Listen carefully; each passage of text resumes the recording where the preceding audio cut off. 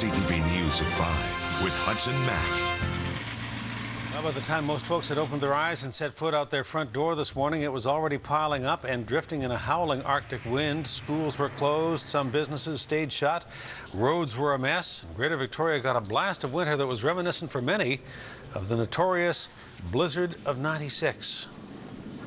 Police are warning you tonight on Vancouver Island to stay away and to be on the lookout for a violent man who is at large after escaping from a Victoria halfway house. A Canada-wide warrant has been issued for 21-year-old Benjamin Paul Schooner. The Nanaimo man walked away from a Victoria halfway house earlier this week. Schooner was serving a 3-year sentence for 8 counts of robbery, and he has a history of violence.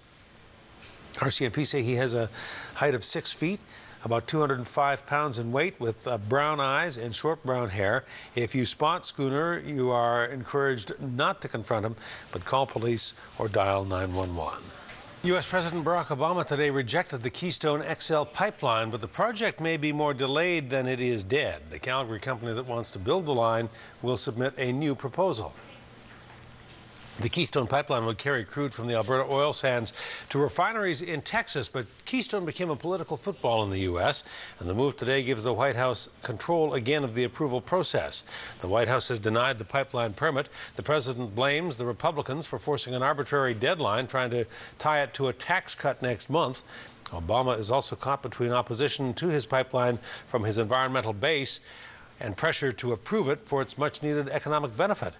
Canada, when it got the news, was not surprised, but is disappointed. This project would create thousands upon thousands of jobs, both in the United States and Canada, and would contribute energy security in the United States. We continue to believe this project is in the best interest of both countries. It is good news from our perspective that TransCanada Pipeline has decided that they will continue with their application and file a new application. We will, of course, continue to work with all of those partners to ensure that we are doing everything that we can to support the success of this project. The president telephoned Prime Minister Stephen Harper to explain the decision and to say it was not based on the merits of the $7 billion project. In Washington, critics of the White House were quick to go on the attack. The president has said he'll do anything that he can to create jobs. Today, that promise was broken. Said the energy pipeline projects like this one can create hundreds of thousands of American jobs. The unions support it. The states along the proposed route support it. And it has bipartisan support here in the Congress of the United States. And yet, the president decided to reject anyway. It's blatantly a political decision by the administration to try to avoid making a tough choice till well after the election. A group of environmentalists on Vancouver Island applauds the president's decision and says Obama is taking environmental consequences seriously. The Dogwood Initiative is against the pipeline. It says ramping up oil production here and in northern BC to fill large oil tankers will destroy BC's inside coastal waters. And the group is calling on Prime Minister Harper to listen. As what we're seeing in Canada from Harper right now is the environmental consequences are kind of seen as this annoying thing that are getting in the way of approving a project. So we really need to see Harper starting to listen to British Columbians, 8 in 10 of whom say they don't want oil supertankers on their coast in their inside coastal waters. TransCanada on Keystone has already said today it's reapplying for a new route which will take it around an environmentally sensitive aquifer in Nebraska.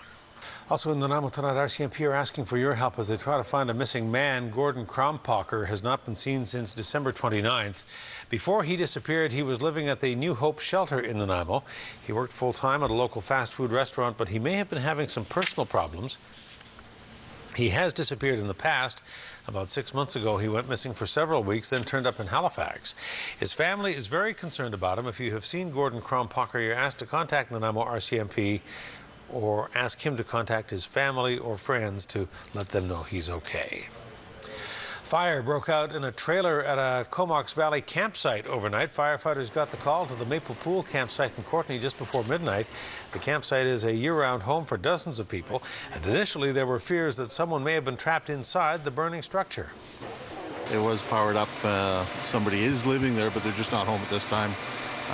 Fire started on this side of the camper. No idea what the cause was right now, but we're happy nobody's home. With the temperature that's out here now, like I said, we did have power to it. There's no propane inside, so possibly a heater something like that. We don't know the cause yet. That's not unrealistic with tonight's weather. The owner of the trailer was contacted right after the fire. He was out at the time and wasn't hurt, but is now homeless. Emergency Services has helped him set up in temporary accommodation. And the SPCA is reminding you to prepare your pet for the snow as well. No matter how thick their fur coat might be, domestic animals need to be kept inside during extreme cold. And when you do go outside with your pet, the SPCA recommends that you do it for just a short period of time and bundle up to avoid frostbite. They also stress to make sure your pet is dried off when you come back in. And another thing that people need to remember is when they're walking their dogs in this, when you get home, to clean the pads of their feet really well, because they get snow caught between their toes, but they also get a lot of salt in there, and that can really hurt the pads of their feet, and then they'll be licking it and ingesting it. It's really, really important. And as far as the cats, like, there's cats that go in and hide underneath the hood of the car, so we like people to remember to, when you go out, before you start your car, thump on top of your car, the hood of your car, so that if there's any animals hiding in there to get out of the cold, that they get out of there, because we spend a lot of time picking up those bodies, and it's not really nice. We don't like this time of year. The SPCA also warns you and people who keep water dishes outside to bring them in, and don't let your animals eat the snow. Well, over the past several months, we have been showing you how funding problems have been plaguing a North Island animal rescue organization. The Mountain Air Avian Rescue Society in Merville is renowned for rehabilitating injured mammals and birds like this eagle. But the nonprofit organization has been in dire straits recently and is in danger of closing. Since the group put out its plea for assistance, people have been coming forward, but the rescue group isn't out of the woods yet. You know, it's really encouraging to me to see that we've got the support in the community and even further afield. So, you know, we're good for funding for, you know, our general operating for maybe the next, 4 months. Doesn't mean that we can relax and kick back and take it easy.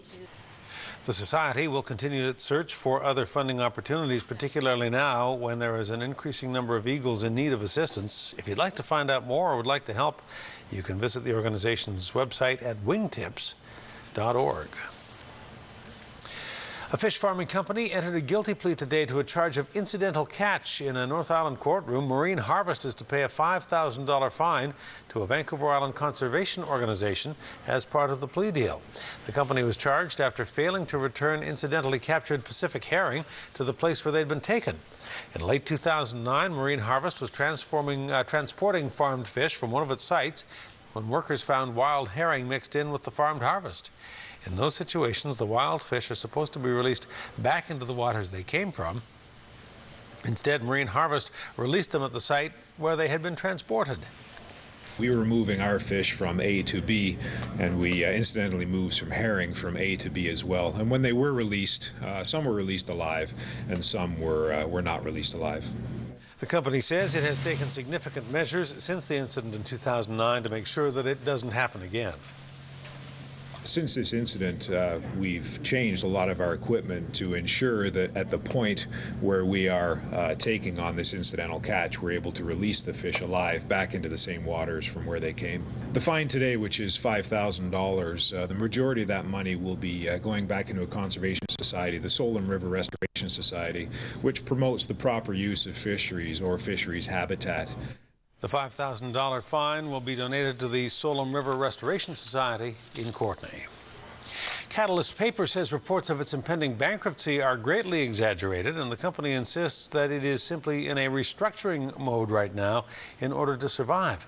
Catalyst was quickly downgraded by Moody's Investor Service after signing a deal to significantly cut its debt by allowing bondholders to take control of the company. But Catalyst says it'll continue to operate and will satisfy its obligations to trade creditors, customers, employees, and to retired employees over the course of the restructuring process. Catalyst is based in Richmond, operating mills in Crofton, Port Alberni, Powell River, and Arizona. The company says the deal will allow for more financial flexibility in the midst of a slumping market for specialty pulp, paper, and newsprint.